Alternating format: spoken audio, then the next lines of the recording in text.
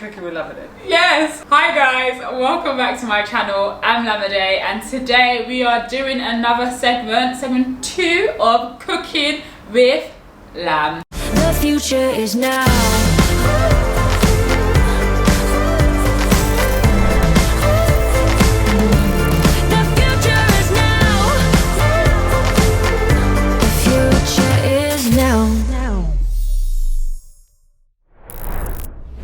I have my beautiful friend Issra here. So Issra, introduce yourself.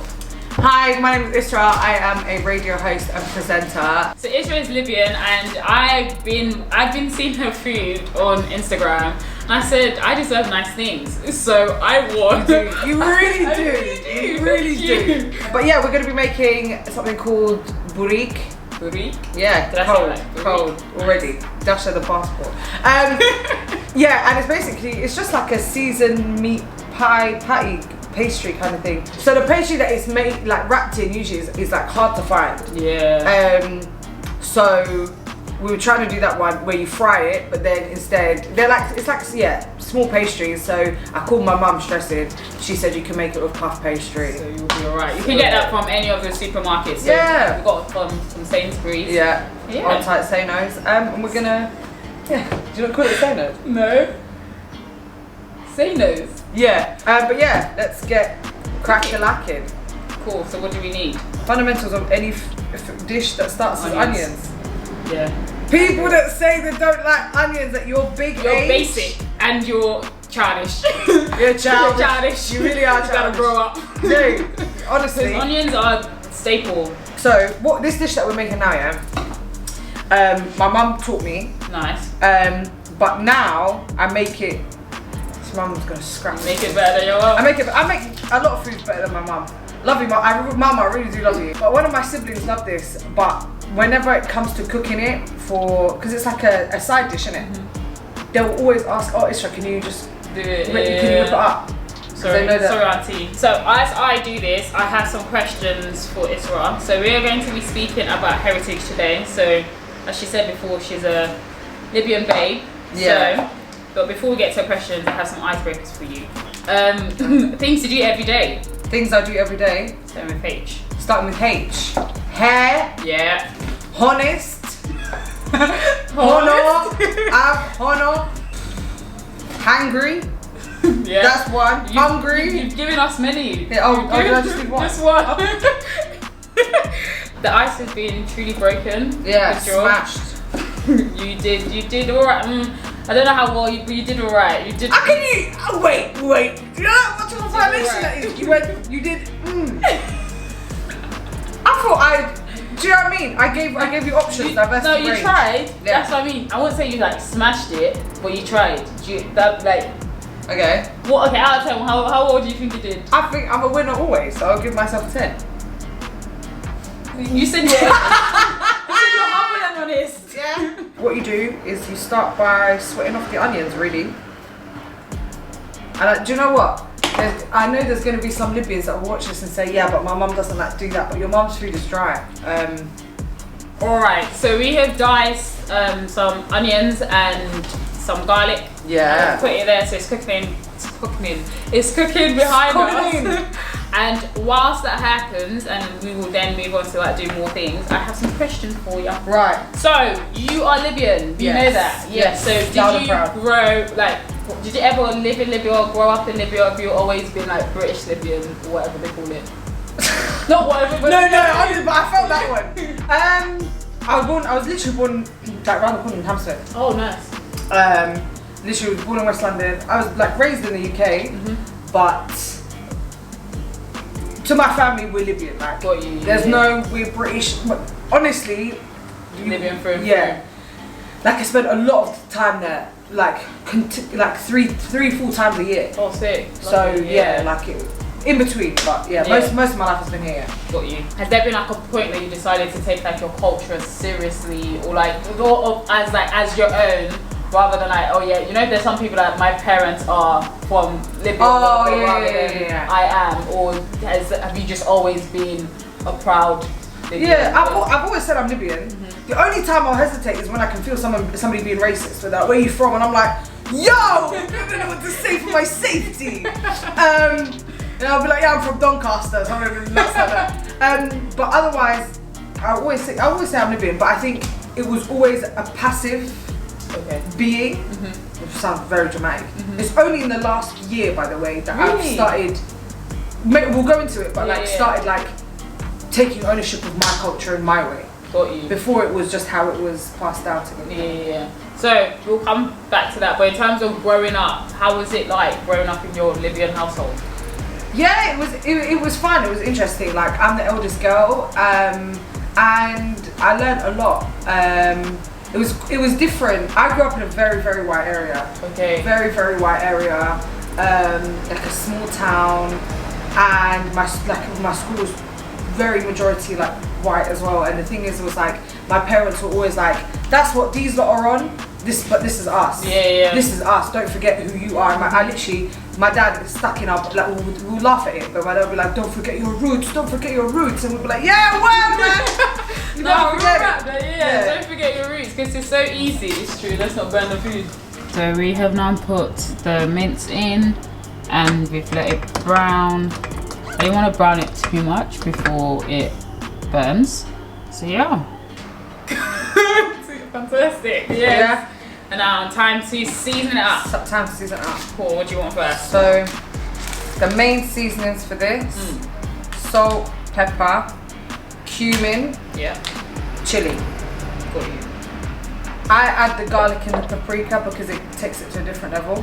You like to go high. Do you know what I mean? The boring people Just do the basic. Don't be a basic bee. exactly. So I'll put maybe like one and A bit. 1.5, and then garlic powder. See, so necessary flavour. So I'll do a heaped one. Maybe even a bit more because I'm feeling naughty. Hey, chicken. Do you know what I mean? Very naughty. So, do you like spicy food? Yeah. Okay, cool. So maybe like one to two of that, because this is being baked in pastry. So if it's, the pastry is dry, like the pastry is plain. Yeah. If this isn't banging in the inside, It's not gonna be fun. It's gonna be blank. exactly. And then the hot paprika as well, because Lamide knew what time it was. Not too much before I die. Oh no, the paprika's not hot. Oh no, this is not gonna be crazy hot, I promise. And then tomato puree. Libyan food has a lot of tomato puree in it. And some salt, because we didn't actually put any salt in it. Growing up, there was always that cognitive dissonance. Okay. Like the Libyan side of me and who I am in the UK are different. And it's only in the last year that I've started reconciling that. Got you. And what does that look like, that reconciliation? Yeah, I've started reconciling it recently, and it's because I'm growing up in a very white area. Expressing anything to do with your culture is mocked, laughed, whatever it is, bullied, whatever you want to call it. So I just got to a point where I'm very much the person that wants to know about other people's cultures, and I'll make a conscious effort. Even if I don't know you, even if I've met, like, one of my friends made a joke, and they were like, Issra's the type of person where if she meets somebody, she will know something about where they're from. Yeah, got you. That's pretty cool. Which is nice, and it's great. But then I was realizing, I was kind of feeling a bit bummed out that nobody was doing that to me. But then I was like, okay, but are you doing it to yourself? Got you. And so I started researching deeper, and I wrote about Libya at university for my dissertation. And I started learning about it in the context of my eyes and how I learned about other people's cultures outside of like my parents being like, this is what we do. I'm like, no, this is what I want to do, and this is how I consume it, and blah blah blah. Yeah, I feel like the same with like being Nigerian. Like I know for sure that there's so much more information that I don't have or like haven't acquired it, and I think that's why like with all the books I read, most of them tend to be like African literature, predominantly from like Nigerian authors. I feel as if there is so much knowledge that is shared through their storytelling that I wouldn't otherwise know, because you can ask your parents to tell you about the stories growing up and stuff, but sometimes they don't really want to like relive those moments and stuff. So it's like, okay, I can ask my parents, okay, what was it like being my age when you were back home or whatever. But then sometimes it's also just reading. Like, I didn't know about like the Biafran War until I read Half a Yellow Sun. So then I started asking them questions, and then it prompted that conversation. So nah. Do you think that there are times where you might feel like sort of being raised here that sometimes you feel like you're like looking like through a looking glass at your culture? That's interesting. So I was actually born in Nigeria and I came to UK when I was 9. But because I've been here since like for like the past whatever maths that it is, 13, 14 years, means that like sometimes what I remember it's just through like the child's lens type of thing. I've only been back once since I left. So it's like what I knew then, it's like more of like a distant memory, fond moments than the actual what it might have been in terms of the reality of it. But I think yes to an extent, but it's like okay, what are you gonna do about it? So now that I'm actually growing, I have money and all these things, like okay, now I actually have to find my way to go to Nigeria and also just appreciate and learn the culture. And I think also because I don't speak the language, so I don't speak Yoruba. So I thought that was also like an element that made me feel like, oh no, I don't really know much about my culture. But then I realised I actually do, I just don't know the language and I can do something about it by learning. So yeah. Oh, I'm adding the parsley now. Is that alright? That's fine. Yeah? Correct. This is, we seasoned it up. That's the parsley. I might add a bit more parsley because we like parsley. Do you like parsley? Yeah. Okay, great. Well, that's some more. That looks really good. Can you do it one-handed? No, she's not even gonna try. She said, do that funky stuff on Issra Eats. We just crack the egg how I'm supposed to crack it. We respect ourselves over here. Stay humble. Honor than humble. That's what we said at the start of the video. Yeah, exactly. Honor than humble. So what does the egg do for it? Is it just making it more sticky?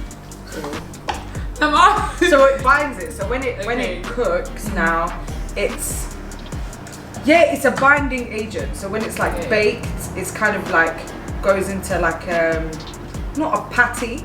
Got you. But when you're biting it, it's not, the mince is not flying out, kind of thing. That's chemistry is man, 110%.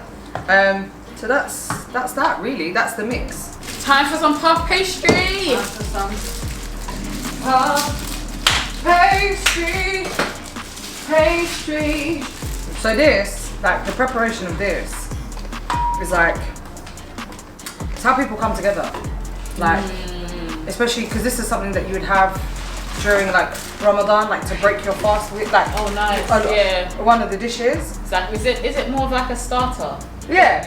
I mean, we don't really have starters because Libyans will just fill the table with so many different dishes and you eat. But it's definitely a thing where you sit and you make it together. Like grandma. Like I have memories of sitting with my grandma and my mum and doing this, which is nice. Like it's nice to have those things. So if you cut it like middle, halfway, lengthways.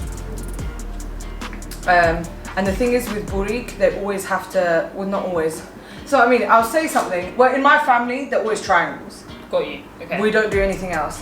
Then maybe we'll do not that big. Equal, yeah. Are you laughing at my straight line? Yeah, 100%. I'm a creative, so the concept of straight lines for me are actually, do you know what I mean? You take the equilibrium and then you wood. Yeah. We should have a dance competition. Absolutely. What? Are you sure you want to do that? That's my question. I will lose. You will lose. Anyway, they don't know about me. I'm a real hot stepper. What? Hey, whoa. Okay, you're doing a lot. I don't have that agility in. So we take the spoon and then we're gonna spoon it onto one side to make a triangle. So kind of like, this is what my mum used to do. She used to, and I'd be like, yeah mum, I know. She'd be like, no, just watch, because you're gonna get it wrong. And I did. Here, like that. And then you're just gonna take the corner. So you just take the corner and then boom, you know? And then you seal up the edges. And we'll go over that with a fork.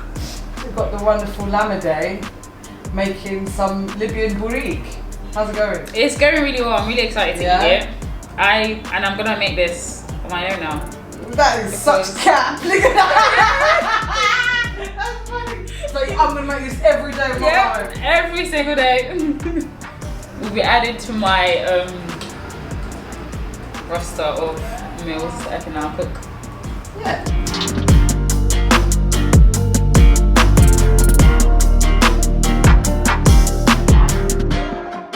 What we've got, Yeah. and it's about to go into the oven. My mum is gonna block me after this. Lamide smashed it. Thank you. So did you. You're a great teacher. Thank you. The folding is crazy. That is nuts. We're gonna pretend that one doesn't exist, but you did a great job on these. That's because I did that one. I don't know what that is.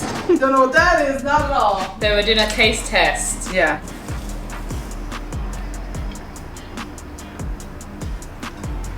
I like it. Do you like it? I like the pastry as well with it. It's like flaky, but it's not too like much. Okay. You're rocking with it. Cool. So I'm hungry. So I'm actually gonna finish this. So we're gonna say love you and leave you. Thanks for watching. Thanks for watching. Make sure you follow Issra on all socials. I'll put it down below, and listen to her radio set at Monday to Friday, 7 a.m. to 10 a.m. West I'll side. put that on the link as well. Everything on the link. But yeah, like, share, subscribe. Make yourself some Libyan Boorek. And yeah, we'll see you in the next one. Take care. Bye.